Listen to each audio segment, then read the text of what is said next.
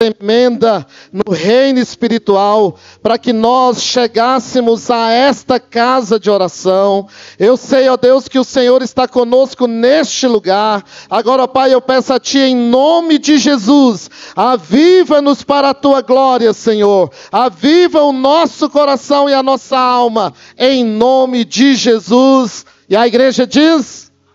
A igreja diz? Aleluia. Vamos aplaudir o Senhor com alegria. Aleluia. Louvado seja o nome do Senhor. Irmãos, não há uma pessoa que não tenha medo. Não há uma pessoa que não tenha medo. Se você for perguntar um por um aqui, você tem medo? Ele vai dizer que tem medo de alguma coisa. Tem pessoas que têm medo de sair de casa. Nesses dias que nós temos vivido, de grandes violências. Tem pessoas que acarretou-se de medo e não sai de casa.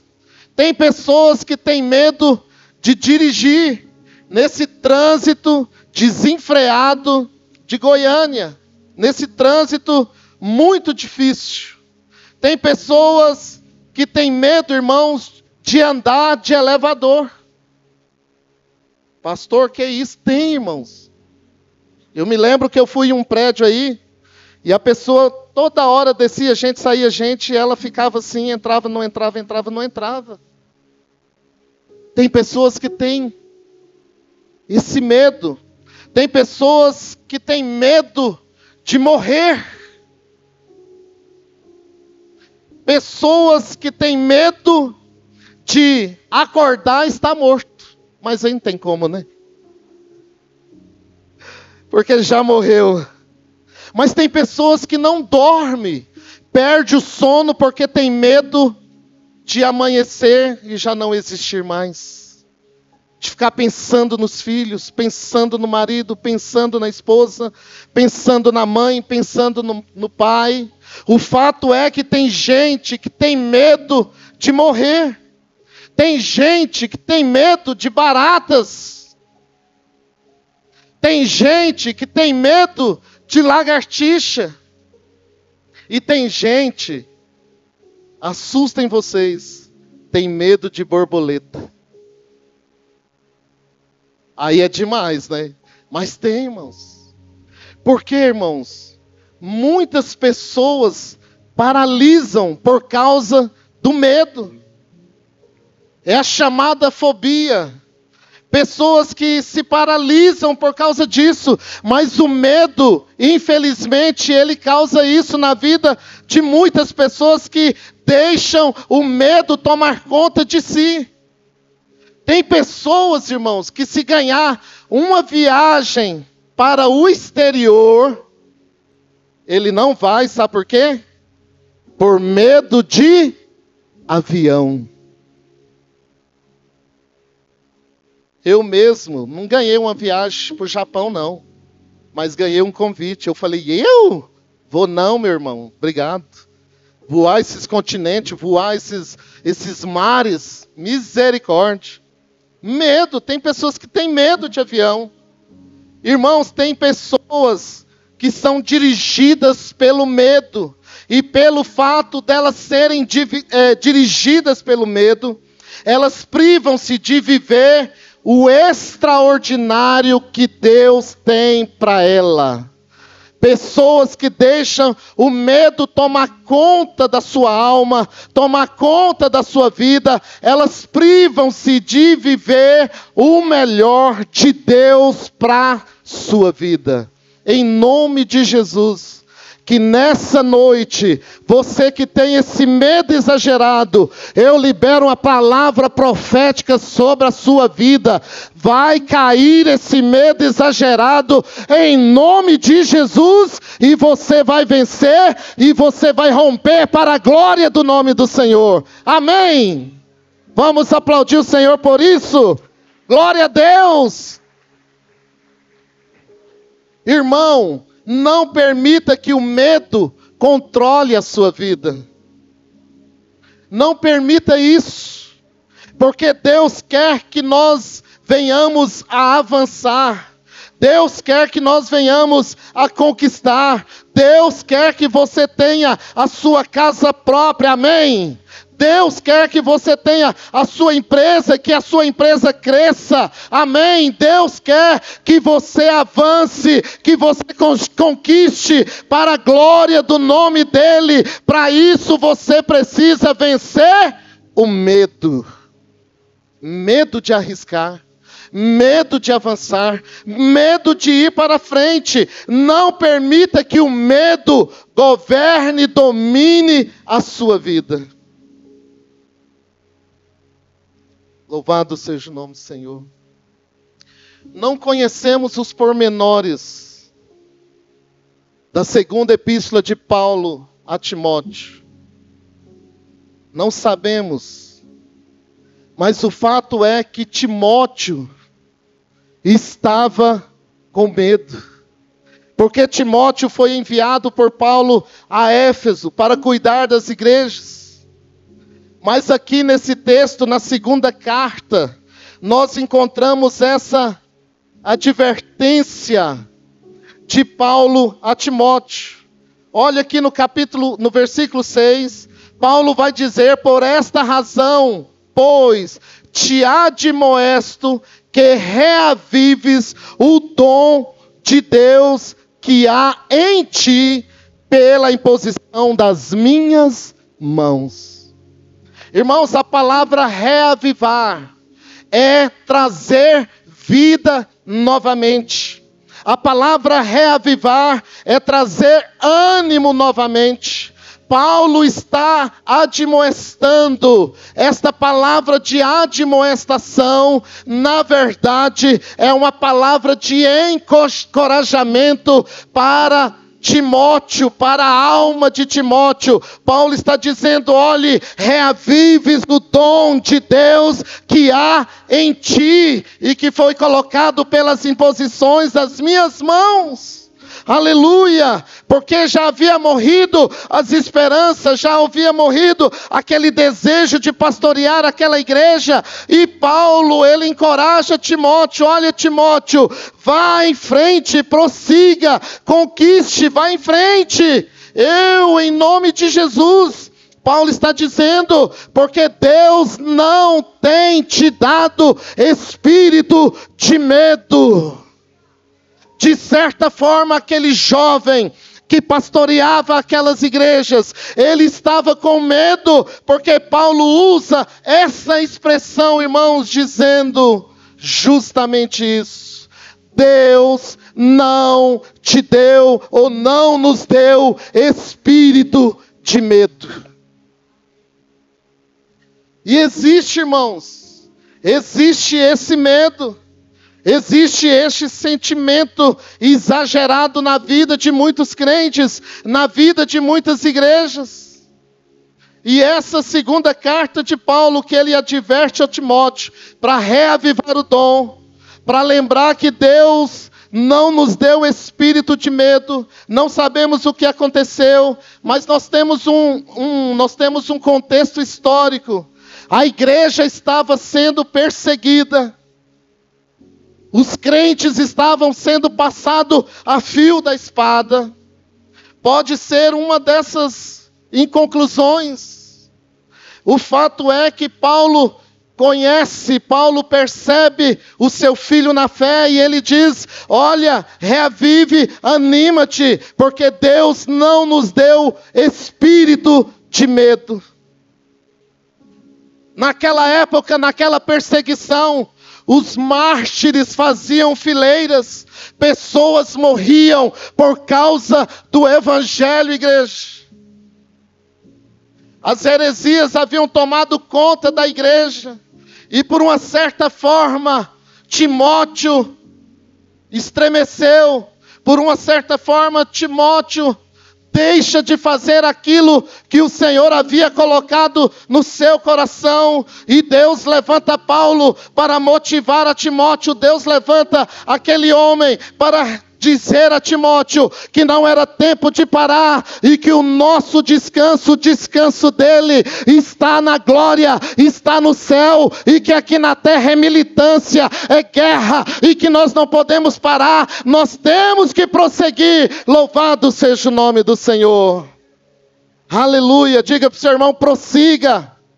Prossiga, meu irmão. Não tenha medo. Quais são os seus projetos? Quais são os seus medos? O que é que está te privando, irmão? Nesta noite, em nome de Jesus, seja liberto do medo. Vou repetir: nessa noite, em nome de Jesus, seja liberto do medo. Amém. Glória a Deus. O medo, irmãos, pelo visto, abateu o coração de Timóteo. Porque uma das estratégias que o diabo mais usa para paralisar a igreja é o medo. Sabia disso? Uma das armas que o diabo mais usa para paralisar a igreja, para paralisar a sua vida, diante dos projetos que você estabeleceu, se chama medo. Para paralisar a igreja do Senhor Jesus aqui na face da terra, se chama medo. E Timóteo tinha sido designado para aquela igreja. Timóteo havia sido separado para aquela igreja, mas ele estava paralisado, ele estava quieto. E Paulo diz para ele: Deus não nos tem dado espírito de medo. Deus não te deu espírito de medo. Guarda isso. Diga: eu recebo e pratico. Aleluia. Outra coisa importante, irmãos. Como assim Deus nos designou? Ele designou esta igreja. Hoje eu quero falar do geral para o particular. Preste atenção aqui. Deus designou, pastor Marcondes, pastora Regina, esta igreja. Deus colocou projetos no coração da liderança desta igreja. E nós não podemos ter medo, irmãos. Amém. Nós não podemos ter medo de avançar. Nós não podemos ter medo de conquistar. Porque a palavra de Deus sobre a nossa igreja, sobre a nossa vida, é esta: crescei-vos e multiplicai-vos. Crescei-vos e multiplicai-vos. Receba esta palavra na tua alma, no teu coração. Crescei-vos e multiplicai-vos, porque Deus não nos tem dado espírito de medo. Aleluia. Quem pode dizer glória a Deus? E agora eu queria rapidamente falar para nós justamente de igrejas, marcas de igrejas medrosas, e que não seja a nossa igreja. Mas se nós detectarmos alguma coisa que eu for falar aqui, que em nome de Jesus venha cair por terra, e nós venhamos a avançar para a glória do nome do Senhor. Amém, igreja? Marcas de igrejas medrosas, marcas de lideranças que têm medo, de liderança que recuam, marcas de igrejas que recuam. A primeira marca, no meu entendimento, é que essas igrejas medrosas, elas pregam meias verdades. Que isso, pastor? Igrejas que pregam meias verdades. Pregam meias verdades por quê? Por medo de perder os seus membros. Hoje eu vi o irmão Branco dizendo: pregadores de rosas. Foi isso, irmão Branco? Justamente, irmãos, o Brasil está cheio de pregadores de rosas, pregadores que não pregam espinhos, pregadores que não falam do pecado, pregadores que não falam da questão do caráter do cristão, pregadores que só estão falando de rosas. Igreja, pregue a verdade, não existe meia verdade. Pregue as rosas, mas também pregue os espinhos. É isso, irmãos. E sabe o que vai acontecer com essas igrejas que pregam somente as rosas? Lá no inferno, o papel vai inverter. Em vez de o pastor pregar para a igreja, vai ser a igreja que vai pregar para o pastor lá no inferno, dizendo para ele: por que você não nos admoestou? Por que você não falou que era errado? Por que você não falou que aquelas práticas eram erradas? Por que você não pregou a verdade para nós? Igreja, irmãos, pregue a verdade. Paulo vai dizer: quer seja oportuno ou não, pregue a verdade. Amém? Os irmãos perderam uma grande oportunidade de aplaudir o Senhor. Aplauda o Senhor, porque essa igreja prega a verdade. Amém? Essa igreja prega a verdade. Essa igreja prega contra o pecado. Essa igreja prega para que tenhamos o bom caráter de Cristo em nós. Louvado seja o nome do Senhor. Outra coisa, irmãos, de uma igreja medrosa, ela prega meias verdades, mas ela também não incentiva a comunhão da igreja.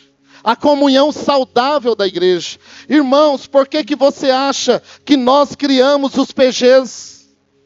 Tem pastores que têm medo da comunhão da igreja. Tem pastores ou líderes que têm medo de fazer PGs, pequenos grupos, porque ele tem medo daquele grupo crescer e o líder daquele grupo sair da igreja e formar outra igreja. Mas graças a Deus, quando a igreja tem uma comunhão saudável, irmãos, nada disso acontece. Louvado seja o nome do Senhor. E a comunhão saudável é incentivada por esta igreja. Por isso eu digo a você, participe de um PG, porque a oportunidade de uma igreja desse tamanho, não tem como ter comunhão com todo mundo, mas lá no PG, lá naquele pequeno grupo, você tem comunhão, você pode ser pastoreado, você pode ser ajudado para a glória de Deus Todo-Poderoso. Amém, irmãos? Aleluia. Igrejas medrosas pregam meias verdades. Igrejas medrosas não incentivam a comunhão saudável da igreja. Aleluia. Igrejas medrosas dão muita ênfase à qualidade para justificar a quantidade. 40 anos com 8 membros. Ah, mas pelo menos nós temos qualidade. Já ouviu falar isso? Eu prefiro qualidade do que quantidade. E bate no peito. Irmãos, se assim não fora, a igreja de Jesus, lá em Atos, só numa pregação, não teria convertido mais de 3.000 pessoas. Irmãos, Deus quer qualidade e Deus quer quantidade. Crescei-vos e multiplicai-vos. Amém? Deus quer qualidade, Deus quer também quantidade. Porque o Senhor lançou uma palavra sobre nós: crescei-vos e multiplicai-vos. Irmão, este espaço é pequeno demais para nós. Nós precisamos avançar mais, nós precisamos crescer mais, nós precisamos buscar mais qualidade, porque a palavra de Deus pregada com verdade, ela gera qualidade, e a qualidade atrai pessoas, a qualidade ela gera quantidade. Louvado seja o nome do Senhor. Crentes melhorados, crentes melhores, louvado seja o nome do Senhor. Uma igreja medrosa, ela prega meia verdade, ela não incentiva a comunhão saudável da igreja, ela dá ênfase à qualidade para justificar a quantidade. E é a igreja medrosa, ela inverte o papel da evangelização. Sabe o que é isso? Jesus falou: ide e pregai o evangelho. A igreja inverte o papel. Sabe o que a igreja faz? Jesus vai lá e visita meu vizinho. Jesus vai lá no Sepaigo, Senhor. Entra no meio daquelas grades. Vai atravessando aquelas paredes. Senhor, vai lá. Ei, a igreja medrosa, ela inverte o papel. Jesus está lá de cima dizendo: oh, ei, alô, foi eu que dei a ordem, agora você dá a ordem para mim, para que eu vá, eu visite os enfermos, eu pregue na cadeia, eu ande pelas ruas. Ei, igreja, acorde, deixa de ser medrosa, a palavra foi dita para você. Aleluia, diga: o papel é meu. Glória a Deus. E tem hora que tem gente que ainda fala assim: amém, Jesus. Pedindo para Jesus confirmar, pastor. Amém, Jesus. Irmãos, o papel é nosso. Amém. Ide, ou indo, pregai o evangelho. Igreja medrosa prega meias verdades. Igreja medrosa não incentiva a comunhão saudável dos irmãos. Ela dá ênfase à qualidade para justificar a quantidade. Ela inverte o papel de evangelização. Outra coisa, a igreja medrosa, ela faz mais planos no papel do que executa os planos. Sabia disso? E você quer que uma coisa não aconteça? Faça uma comissão. Não acontece. Temos que sair do papel. Amém? Temos que sair do papel. Temos que executar. Podemos planejar, sim, mas nós devemos executar os planejamentos que nós fazemos como 21ª. E ainda, irmãos, há muita coisa para fazer. E nós não podemos parar. E nós não podemos ter medo. Porque o Senhor, Ele não nos deu o espírito de medo. Aleluia. Quem pode dizer graças a Deus? Igrejas medrosas pregam meias verdades, não incentiva a comunhão saudável do povo de Deus, dá muita ênfase à qualidade para justificar a quantidade, e invertem o papel da evangelização, faz mais plano nos papéis do que executa os planos.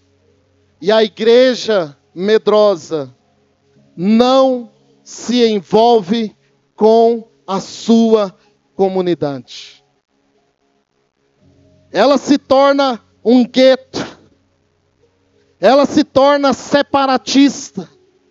E a igreja, irmãos, ela foi chamada para fora. Eclesia, a igreja do Senhor Jesus, ela foi chamada para fora. É o sal fora do saleiro. Amém?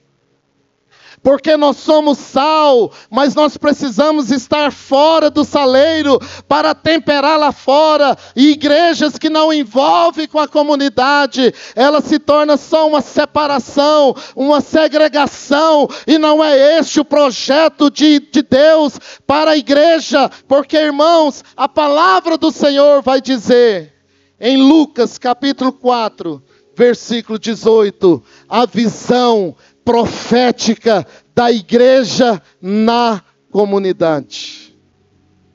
Igrejas medrosas não se envolvem com a comunidade. Igrejas medrosas não se envolvem com os menos favorecidos. E hoje o Senhor está nos chamando a atenção que chegou a hora de nós rompermos essa barreira, amém?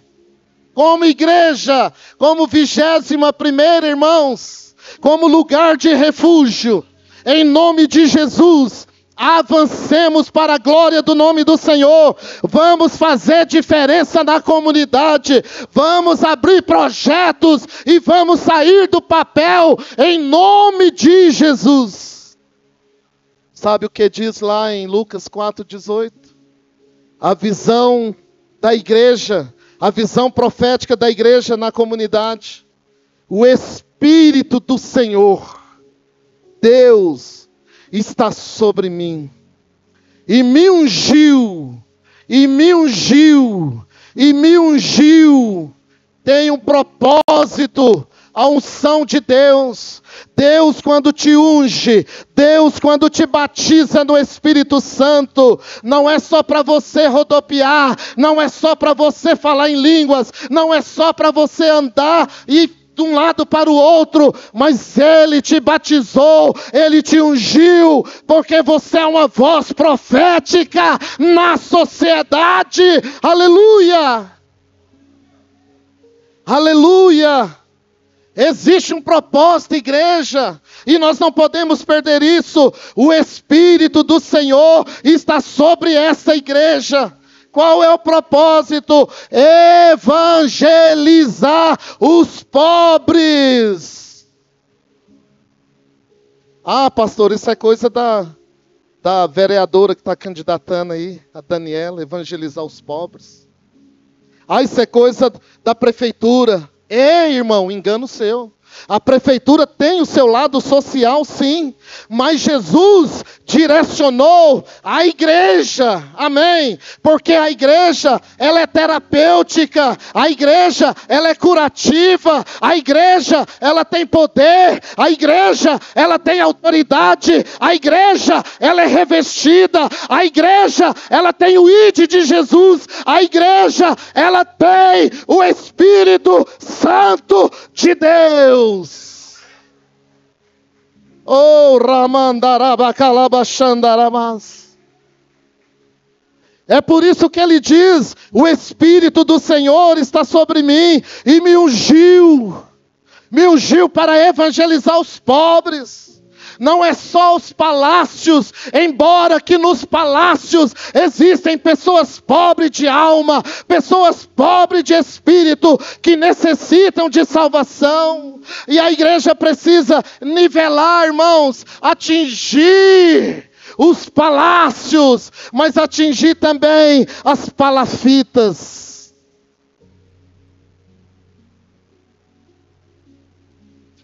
E a unção não é só para dizer eu tenho dom de línguas, canta lá, não.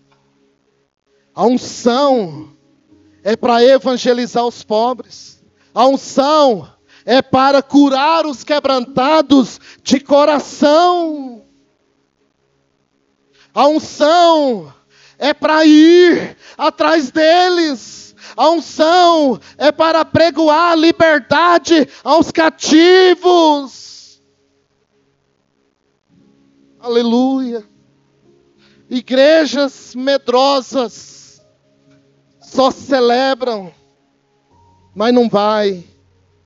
E a visão profética de Jesus para a igreja na sociedade é esta: dar vista aos cegos. Não só fisicamente, irmãos, mas cegos espiritualmente. A responsabilidade é nossa.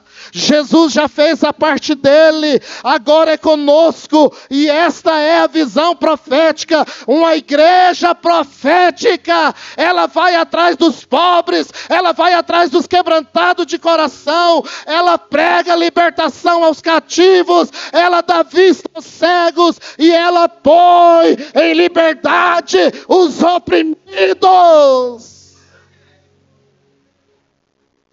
Queremos ser uma igreja profética? Aleluia. Aleluia. E o que acontece? Essa igreja anuncia o ano aceitável do Senhor. Aonde você andar, você é boca de Deus. Amém. Aonde você andar, você é boca de Deus. Irmãos, vamos avançar. Irmãos, vamos conquistar. Irmãos, vamos fazer. Eu disse para o pastor Marcondes: pastor, essa igreja tem que ser mais agressiva. Irmãos, positivamente, calma. O irmão fechou a cara para mim, misericórdia.